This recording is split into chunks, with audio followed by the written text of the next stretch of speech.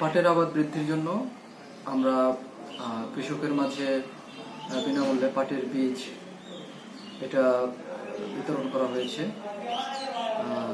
তবে আমরা খুব বেশি দিতে পারিনি, কারণ আমাদের নাসিরনগরে পাট অধিদপ্তর এটা নেই। কৃষকেরই উদ্যোগ ছিল। আমরা হয়তো বিভিন্ন জায়গা থেকে কথা বলে আমরা এটা ব্যবস্থা করেছি। এইবার ১৬২৫ হেক্টর জমিতে পাটের আবাদ হয়েছে। তো আমাদের মূলত 3টা জাত রয়েছে, দেশি, কেনাফ এবং মেস্তা। এই 3টা পাটের আবাদ হয়ে থাকে। তবে নাসিরনগরের জন্য কেনাফ এই পাটটা বেশ জনপ্রিয় এবং এটাই সবচেয়ে বেশি চাষ হয়। এবং গত বছর আমাদের পাটের আবাদ হয়েছিল 1500 হেক্টর জমিতে।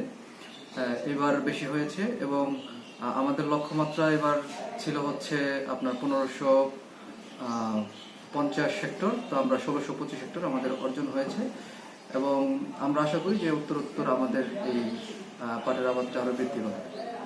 নাইলা করছি ভালোই হয়েছে। আমরা বুঝছেন পোকামাকড় আক্রমণও নাই। এবছর নাইলে খুব ভালো ফলন পেয়েছি। মতি ফলন 8 মণ দর পড়বো। খরচ খরচ বাদ দিয়ে আসে হ্যাঁ, এবছর হইব, আমরা লাভ হইব, আল্লাহর রহমতে লাভ হইব। নাইলা প্রায় কানিপতি ৬,০০০ মতন খরচ গেছে খাড়ানি বাদে। খাড়ানি মনে হয় কানিপতি আবার যাবে ৬-৭,০০০। এটি দিয়ে আমার খই খরচ বাদ দিয়ে আমার ৩-৪,০০০ টাকার মতন আমি পামু।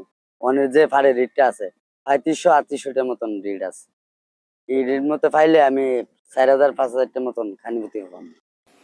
আমাদের নাইলা অনেক বড়, ৪০০ মুড়া, ফলনও ভালো হয়েছে।